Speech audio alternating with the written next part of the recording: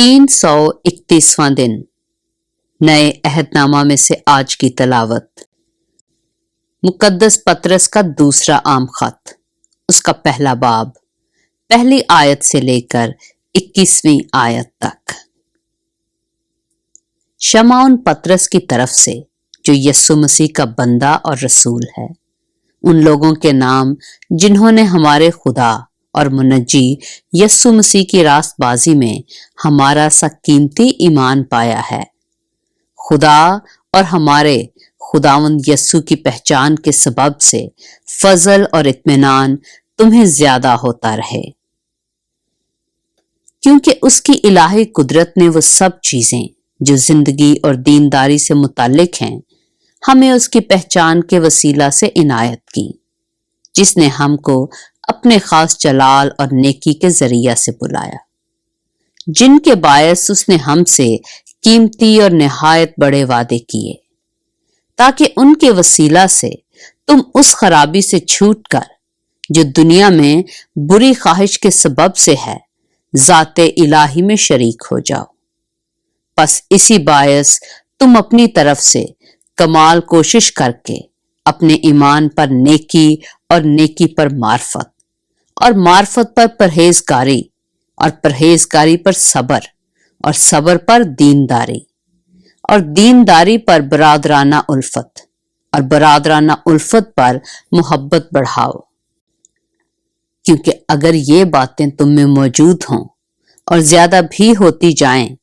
तो तुमको हमारे खुदावंद यीशु मसीह के पहचानने में बेकार और बेफल ना होने देंगी। और जिसमें ये बातें ना हो, वो अंधा है और कोताह नजर और अपने पहले गुनाहों के धोए जाने को भूले बैठा है। बस ऐ भाइयों, अपने बुलावे और बरगजीदगी को साबित करने की ज्यादा कोशिश करो, क्योंकि अगर ऐसा करोगे तो कभी ठोकर ना खाओगे,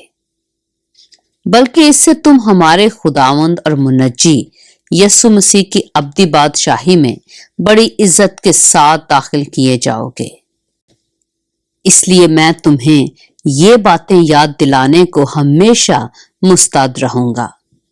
अगरचे तुम उनसे वाकिफ और उस हक बात पर कायम हो जो तुम्हें हासिल है। और जब तक मैं इस खैमा में हूं, तुम्हें याद दिला दिला कर उभारना अपने ऊपर वाजिब समझता हूं, क्योंकि हमारे खुदावंद यीशु मसीह के बताने के मुआफिक मुझे मालूम है कि मेरे खैमा के गिराए जाने का वक्त जल्द आने वाला है। बस मैं ऐसी कोशिश करूंगा कि मेरे इंतकाल के बाद तुम इन बातों को हमेशा याद रख सको, क्योंकि जब हमने तुम्हें अपने खुदावंद यीशु मसीह की कुदरत और आमद से वाकिफ किया था, तो दगाबाजी की घड़ी हुई कहानियों की पैरवी नहीं की थी, बल्कि खुद उसकी अजमत को देखा था कि उसने खुदा बाप से उस वक्त इज्जत और जलाल पाया जब उस अफजल जलाल में से उसे ये आवाज आई कि ये मेरा प्यारा बेटा है जिससे मैं खुश हूं। और जब हम उसके साथ मुकद्दस पहाड़ पर थे, तो आसमान से यही आवाज आती सुनी, और हमारे पास नबियों का वो कलाम है जो ज्यादा मोतबे ठहरा, और तुम अच्छा करते हो जो ये समझकर उस पर गौर करते हो कि वो एक चिराग है जो अंधेरी जगह में रोशनी बख्शता है,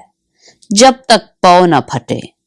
और सुबह का सितारा तुम्हारे दिलों में ना चमके। और पहले ये जान लो कि किताब मुकद्दस की किसी नबूवत की बात की तावील